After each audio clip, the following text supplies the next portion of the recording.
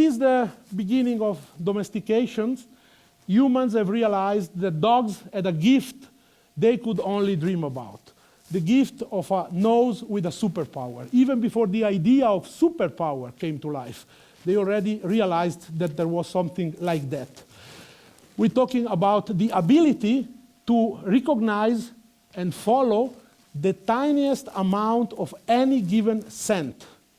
Some researchers even say that it is this special ability that is the reason why the bond we build up with our best friends has lasted all the time, from the beginning of time until now. So it's time to reconsider. It's time to reconsider our relationship to the dog and put at the core of the discussion what really matters. And what really matters in history, in our history with the dog, it's the dog's nose. The dog's nose is the dog's body part from which men have most profited of. Much more, for instance, than his eyes or teeth. But what makes a dog's nose so much superior to that of man? Well, the olfactory system of a dog is a very complicated system. We're not going to talk about it today. Keep in mind one word. The word that matters is receptors. The more receptors you have, the more acute your sense of smell will be. We have calculated, scientists have calculated, have about 10 times more receptors than humans. And for dogs, we speak of about thousand kinds, different kind of receptors. Every receptor is responsible for the reception of a series of scent, not just for one. So we have 100, a dog has 1,000. Just for comparison, imagine that to see all the colors that you see, you have how many receptors? 3. To taste all the tastes that you can taste, all the range, the number of receptors increases to 4. Dogs have thousands just for olfaction. When we smell the scent, the odor, inviting odor of a pie, for us is a pie, for a dog is butter, eggs, yeast, flour. That's it. That is how acute the sense of smell of a dog can be. The powerful implications of harnessing this natural ability of dogs are unlimited. Yet the most technological advances couldn't mimic the ability of our dogs in this field. You see, this was a headline in Wired a couple of months ago. The Pentagon issued a statement that said this: after spending $19 billion in order to find the most reliable explosives detection device, which is a necessity today, unfortunately, they came up to the conclusion that nothing was as reliable as the good old dog's nose. I wrote to the German colleague who sent me the news. I said, can you imagine how many dogs we could train with $19 billion?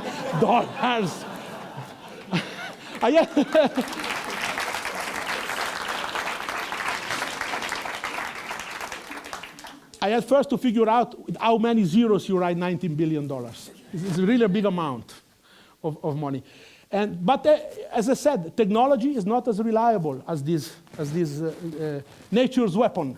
In the last years, a new trend has emerged, and in many places in the world, new organizations have seen the light, have been founded, that explore this alternative to technology. And even here, locally, this is our experience, this is my experience, we have founded an association called Detection Dogs Ticino, which is an association solely dedicated to the training of detection dogs.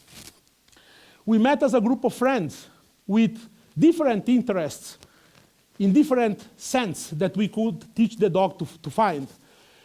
But we realized that we all had the same approach to the matter. So we started to put up a protocol, which is very easy. And now the association works since almost 1 year, and we work with specialized groups.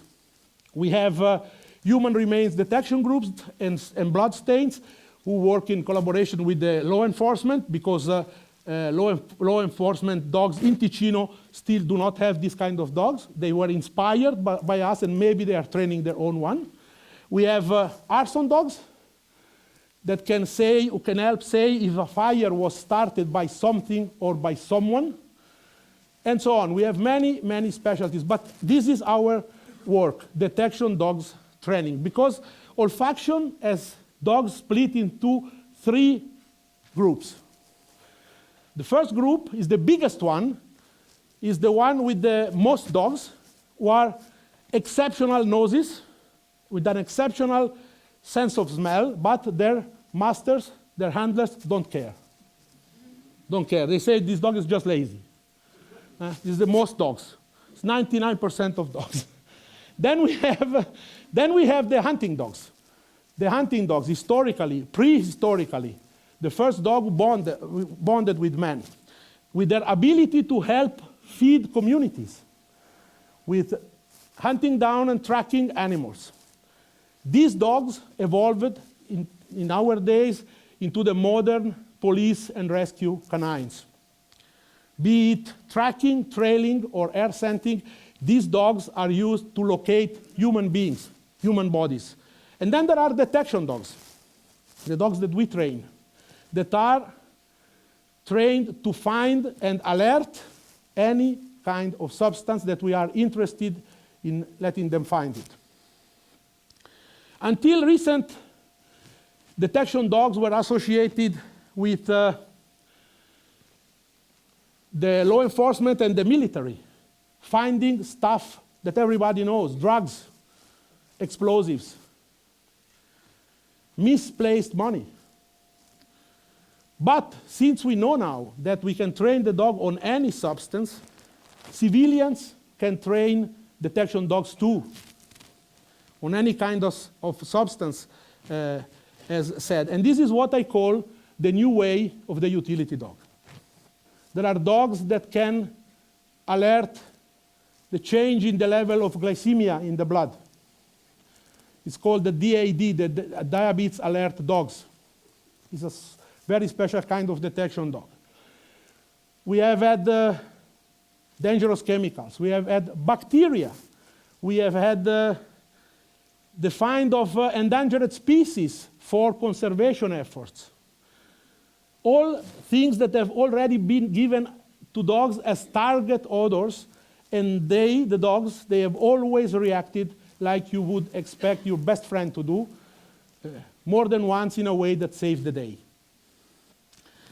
These potential problems seem daunting at an institutional level, but if we can train the dogs like we do now on a very broad range of scents, we can find creative, reliable, cost-effective solution to this problem that put harm to our livelihoods.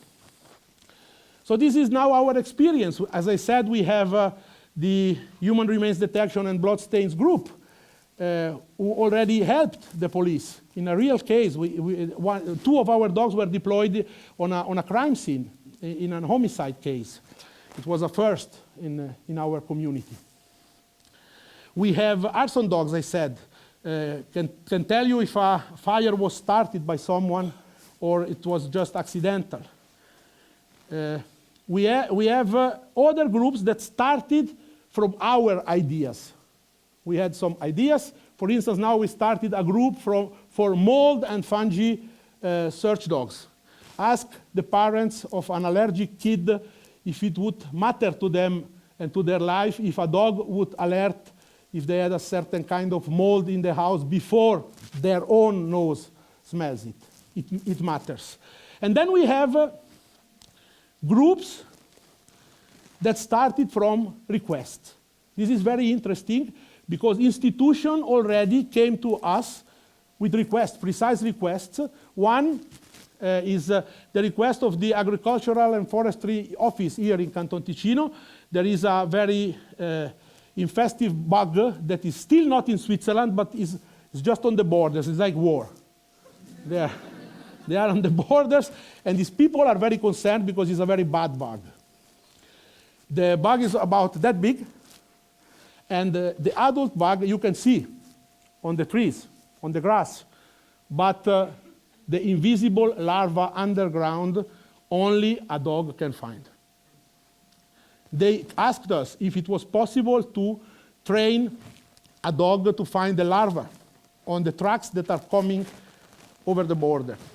And this is how it started, and now we have 6 dogs and handlers that are training twice a week to detect Popilia japonica larvae.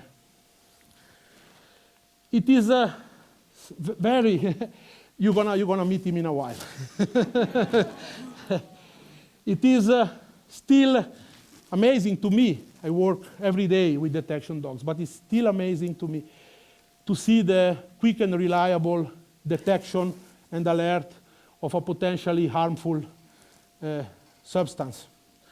And if we can go on and train our dogs like we are starting to do, dogs have the ability to make our lives a bit better, and the communities we live in a little bit safer a place to live.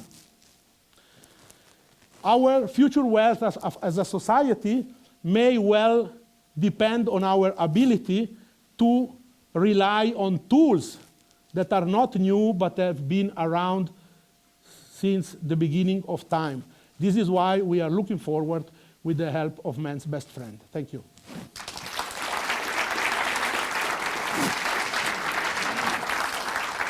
Now, we have a little demonstration. We have set up on stage 2 scents, and there is a handler from our society that is coming on stage. I ask you not to clap until the second find. The dog is not used to work in front of 300 people. It is not the typical dog you imagine in a cop movie. Not really. But I assure you, you won't be the bad guy if this dog is hunting on your tracks that you may have left on a crime scene. So they are starting their demonstration. I don't tell you what the dog is gonna do, but you're gonna see when the dog has found his target odor. Please, Christina, the name's dog is Ice.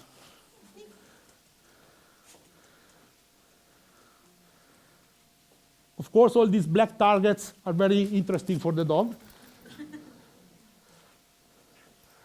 Normally, the dog would walk alone, but on stage, we decided to walk it on leash.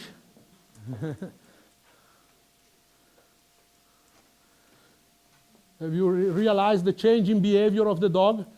Okay, this is one, the first spot. And then we have one more.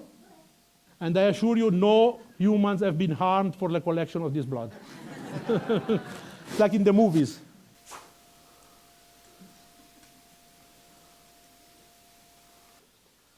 And the dog is, it is difficult for him to, it is really a tiny amount of scent that he has now detected.